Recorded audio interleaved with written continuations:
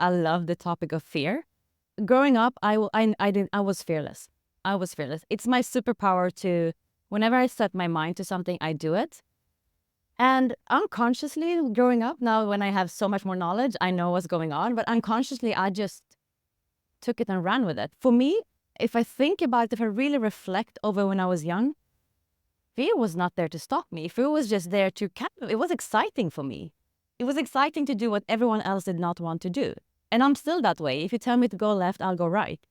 But of course, when you have to work with people, you have to understand, and you have to be able to also pass that on. I can't just say, this is me. And for me, I think the biggest thing here is the meaning that we give fear. What meaning are you giving to fear? Fear today comes automatically with it's defaulting something bad. But what if we can reframe fear?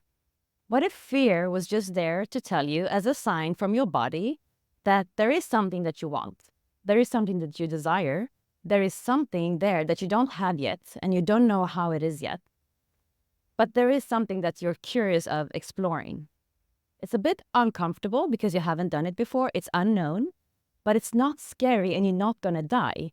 Like, if you really think about it, fear itself comes from the fact that we go out and hunt and we might get killed.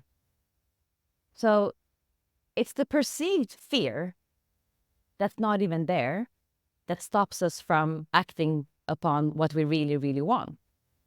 So I try to work with people, or I work with people, tell them, what if you get curious?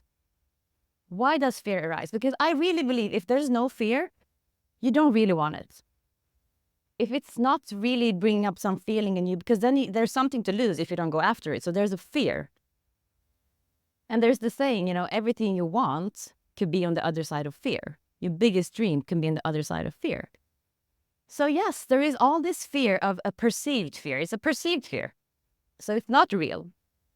But the feeling is there. And what about reframing that feeling? What if you're anxious, or excited? I mean, what if you're more excited about what's going to happen when you do that? So it's just signal from your body. It's not scary. It's just a bit uncomfortable. It's new, and it requires from you to step outside of your comfort, the known, into the unknown, and experiencing a new feeling, experiencing a new experience that you don't know before, and that's gonna feel new.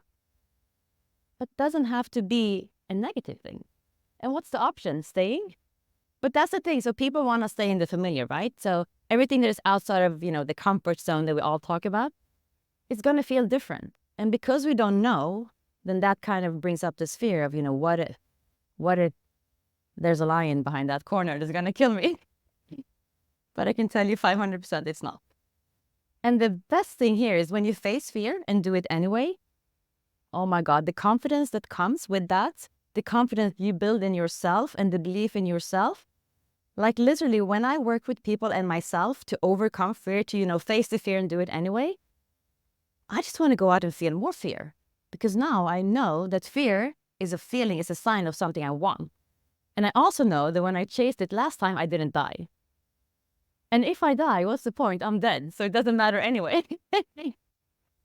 And that's the cool part, the confidence that comes from chasing fear, overcoming fear, and stepping to courage, and then getting the reward on the other side. Wow. What I've seen, the transformations I've seen there, and how people start to believe in themselves and their capabilities, it's a game changer.